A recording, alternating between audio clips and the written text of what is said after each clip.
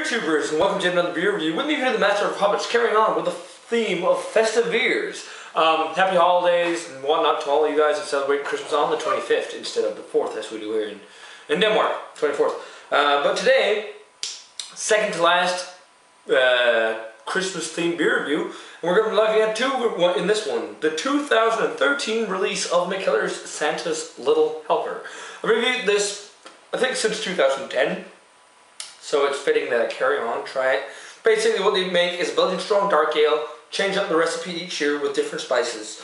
Usually they say what spices are in here, but not on this one. Just that it's brewed with water, malt, flaked wheat, dark candied syrup, dark cassonade, sugar, hops, spices and yeast, and it's on 10.9%.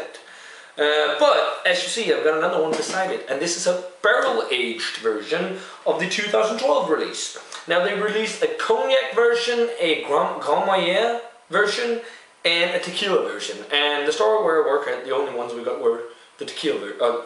They made the same versions also of his Til VFA, the Xmas Porter, but we only got the tequila version. So I have those two reviews for you guys, and it is right here. The Santa's Little Helper aged in tequila barrels.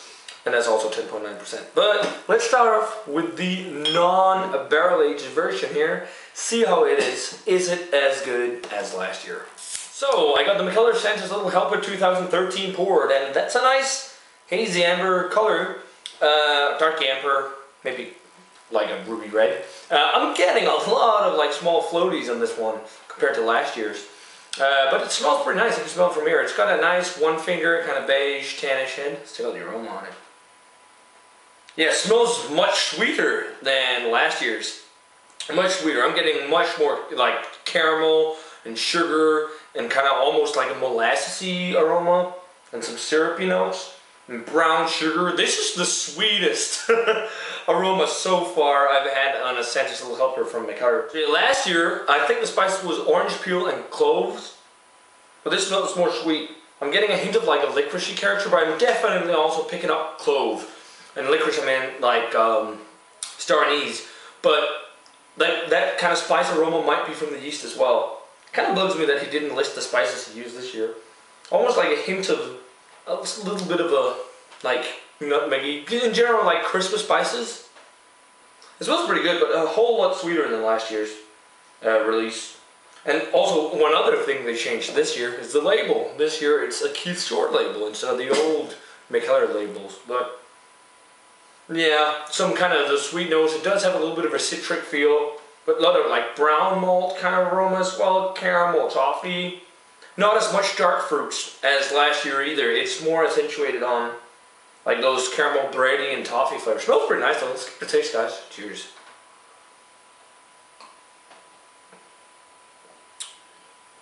Yeah, that's pretty nice. Not overtly sweet on the flavor as the aroma indicated.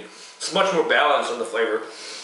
I've heard a lot of people thinking that this is nowhere near as good as last year's release. And I think one of my favorite Santa's Little Helpers from Mikkeller is the 2010, or was it 9 aged in red wine barrels? That was awesome. But this stuff here is pretty good. A lot of spicy kind of rye flavors, almost like a roasted maltiness in there this time around. Like a chocolate as well, dark fruits, but the dark fruits aren't accentuated. It's more like dark caramel tones and toffee.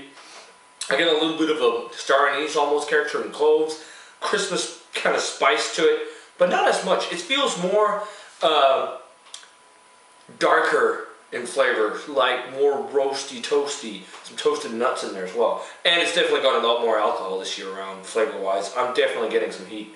This is pretty good. I like last year's a little bit more, I think, just because it didn't have as much heat, but this is still a great beer. I think I gave last year's a 90, and I would put this at maybe at an 89, but I really like the Christmassy sweet flavors that are in here, so I'm going to go straight out 90 in this as well. I think the Santa's Little Helper series of beers from Mikkeller are awesome, and I love getting to try it every year. I've tried every vintage since 2010, so it's cool to still try them. So yeah guys, I'll be back in a minute with the tequila barrel-aged version. So guys, I'm back with the 2012 vintage aged in tequila barrels. And it's technically the same color. This actually kind of looks darker, but I guess it absorbed some color from the barrels. It's like a really dark red. It's almost bordering on black or dark brown. I'm getting some reddish notes. That might even be the flower. But nice, little, about 2-finger, tan looking head. Let's take out the aroma.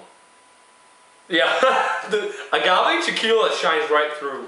And I don't know why, but I just feel like sometimes Mikkeller's, like the beers he does with tequila, he somehow nails it. Because this smells really nice. The tequila kind of agave, herbal flavor definitely shines through on the aroma. Some vanilla in there as well. And then you get a little bit of that orange peel. I'm picking up a little bit of that from last year, like which was the spice he used. But the spices are mostly faded. It's mostly the maltiness, like dark fruits and caramel toffee, a little bit of chocolate notes that are there with a ton of tequila and oak and vanilla. That's definitely what dominates the flavor on this one, or the aroma. Smells pretty good though. I kind of dig that tequila agave aroma. Still, the best one he did, in my experience, was the bicolor tequila. That was awesome. But let's give it a taste, guys. Cheers.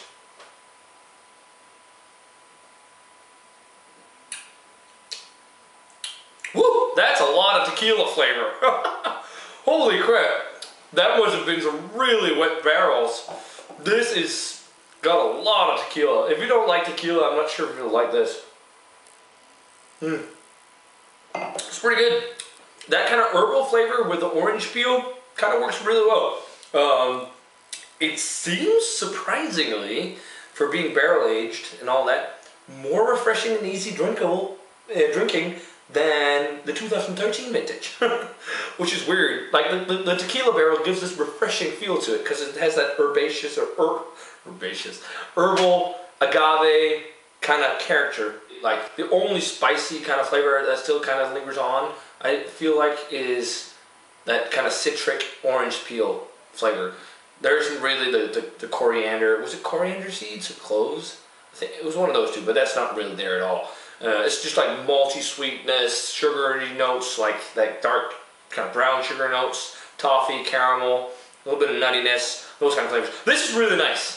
As I said, Mikkeller just know how to do things with tequila. I mean, I'm a big fan of tequila, probably because I've never gotten so hammered in tequila that I've puked in it. Because I know a lot of people have the thing that tequila is their worst enemy. But fortunately not mine. My worst enemy liquor-wise is probably Shabrovka, the bison grass vodka. Oh, 92. I really dig that tequila flavor. And it just makes it for a more refreshing kind of Belgian style beer, which is quite nice. I feel like it works better though in a darker, heftier beer like an Imperial Stout or Imperial Porter, which I've got the TMOH Xmas Porter aged in tequila barrels as well, so that should be interesting to try. But guys, Merry Christmas to all you guys who celebrate Christmas on the 25th. Definitely let me know what you think of this one or the regular 2013 release of this year. Which one do you prefer? Do you have a specific year of these that you prefer, the Mikkeller Santa's Little Helpers? So hey guys, as always, remember to comment, subscribe, check out the Facebook fan page and Twitter and also Tumblr. Happy holidays. I'm going to say cheers and see you guys in another beer review.